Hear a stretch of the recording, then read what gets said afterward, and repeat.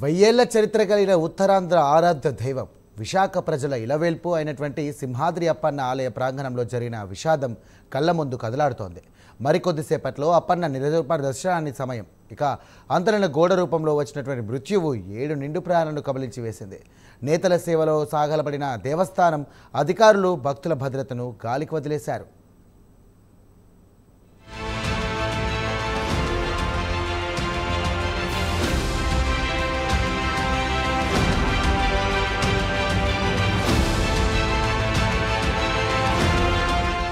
సింహాచలం ఘటనకు అధికారుల నిర్లక్ష్యం, కాంట్రాక్టర్ అత్యాశే కారణమని పలువురు ఆరోపిస్తున్నారు. దేవస్థానం వైదిక సిబ్బంది వారించినా వినకుండా ఈఈ శ్రీనివాసరాజు నేతృత్వంలో పర్యాటక శాఖ హడావిడిగా చేపట్టిన పనులే కొంప ముంచాయి. పునాది లేకుండా సిమెంటు, ఇటుకలు పేర్చి గోడ నిర్మించేశారు. సింహాచలం కొండపై రిటైనింగ్ వాల్ నిర్మాణం వద్దంటూ వైదిక సిబ్బంది అభ్యంతరం చెప్పారు. అక్కడ కట్టకూడదని సూచించారు. అయినా పర్యాటక శాఖ ఇంజనీరింగ్ విభాగం మా ప్రణాళిక అంతేనంటూ మూర్ఖంగా వ్యవహరించింది. ఆగ మేఘాలపై గోడ పనులు చేపట్టింది. నాసిరకం సిమెంట్ ఇటుకలతో గోడ నిర్మించింది.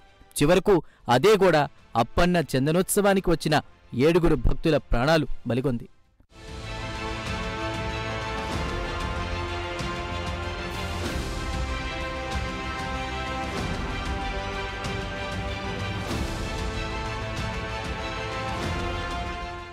సింహాచలం దేవస్థానాన్ని ప్రసాద్ పథకం కింద అభివృద్ధి చేసేందుకు కేంద్రం నిధులు కేటాయించింది. ప్రాజెక్టు డిపిఆర్ 2003లో పూర్తయింది. 2023లో టెండర్లకు పిలువగా గుత్తేదారు లక్ష్మణరావు 54 కోట్ల 4 లక్షల అంచనాలతో పనులు చేపట్టారు. బృహత్ ప్రణాళిక అమలు విషయంలో దేవాదాయ పర్యాటక శాఖల మధ్య సమన్వయ లోపంతో పనులు జాప్యమయ్యాయి. ఎట్టకేలకు ఈ పనులకు 2024 మార్చి 7న వర్చువల్ విధానంలో ప్రధాని మోదీ శంకుస్థాపన చేశారు.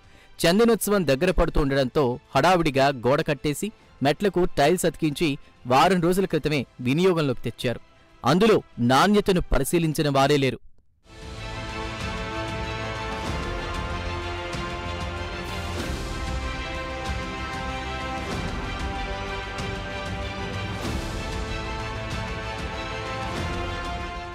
చందనోత్సవం నాడు తెల్లవారుజాము నుండే భక్తులు స్వామివారి దర్శనానికి బార్లు తీరారు. ఉదయం 2:30 గంటలకు అరగంట పాటు కురిసినటువంటి వర్షానికి తడిసి ముద్దవుతున్న భక్తులపై గోడ కుప్పకూలడంతో పెద్ద పెద్ద సిమెంట్ ఇటుకల కింద ఇరుక్కున్న భక్తులు ప్రాణాలు విడిచారు. ఈ ఘటన దేశవ్యాప్తంగా సంచలనం రేపింది. దీనిపై ప్రధాని, రాష్ట్రపతి సహా పలువురు ప్రగాఢ సానుభూతి వ్యక్తం చేశారు. సీఎం చంద్రబాబు వెంటనే రంగంలోకి దిగి ఎప్పటికప్పుడు తాజా పరిస్థితిపై సమీక్షించారు.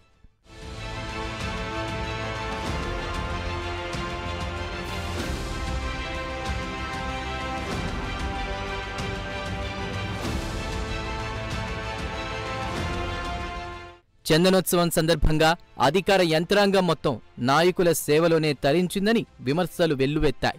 1000-1500 పెట్టి టికెట్లను కొన్న భక్తులను సైతం కప్పస్తంభం ద్వారం నుండి వెనక్కి పంపించిన వైనం బయటకొచ్చింది.